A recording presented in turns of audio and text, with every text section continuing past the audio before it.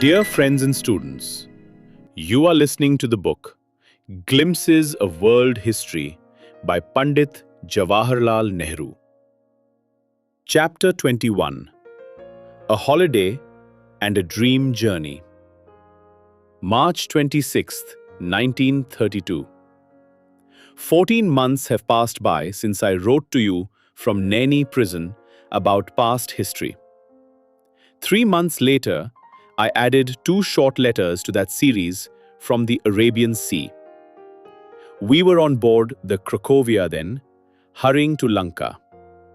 As I wrote, the great big sea stretched out before me, and my hungry eyes gazed at it and could not take their fill. Then came Lanka, and for a month we made glorious holiday and tried to forget our troubles and worries.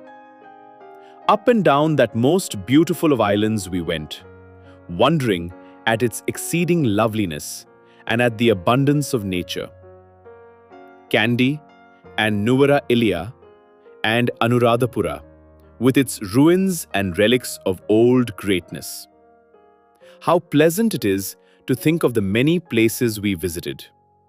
But, above all, I love to think of the cool tropical jungle with its abundant life, looking at you with 1,000 eyes, and of the graceful areca tree, slender and straight and true, and the innumerable coconuts, and the palm-fringed seashore, where the emerald green of the island meets the blue of the sea and the sky, and the sea water glistens and plays on the surf, and the wind rustles through the palm leaves. It was your first visit to the tropics, and for me also, but for a brief stay long ago, the memory of which had almost faded. It was a new experience. I had not been attracted to them as I feared the heat. It was the sea and the mountain, and above all, the high snows and glaciers that fascinated me. But even during our short stay in Ceylon, I felt something of the charm and the witchery of the tropics, and I came back somewhat wistfully, hoping to make friends with them again. Our month of holiday in Ceylon ended too soon, and we crossed the narrow seas to the southern tip of India.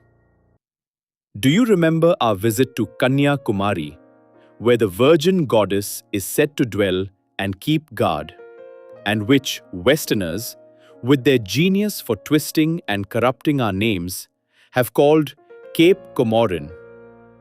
We sat literally at the feet of Mother India then, and we saw the Arabian Sea meet the waters of the Bay of Bengal.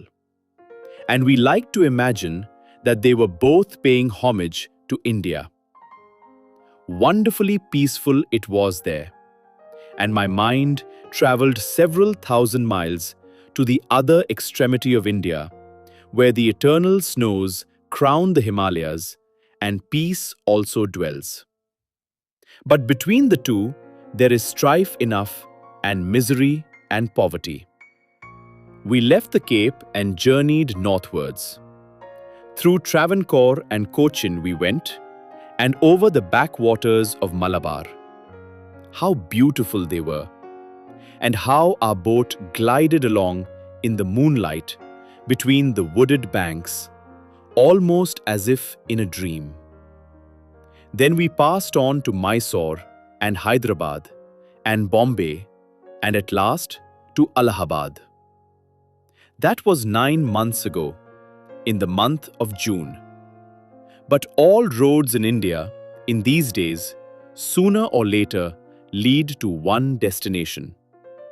All journeys, dream ones or real, end in prison.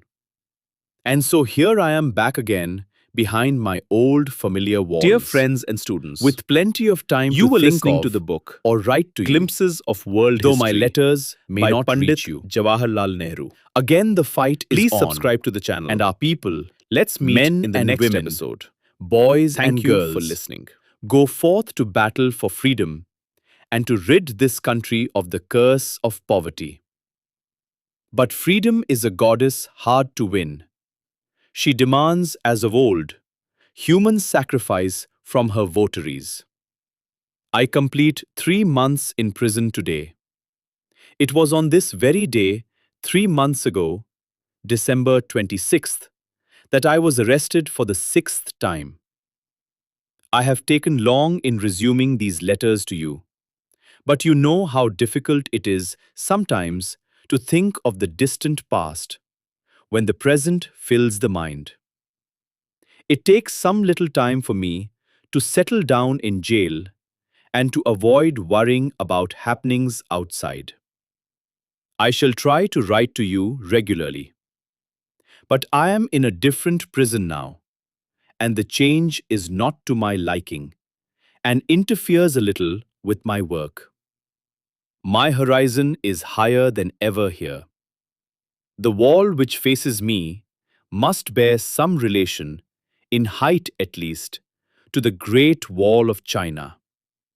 It seems to be about 25 feet high, and the sun takes an extra hour and a half to climb over it every morning before it can visit us. Our horizon may be limited for a while, but it is good to think of the great blue sea and the mountains and the deserts, and of the dream journey we took. It hardly seems real now.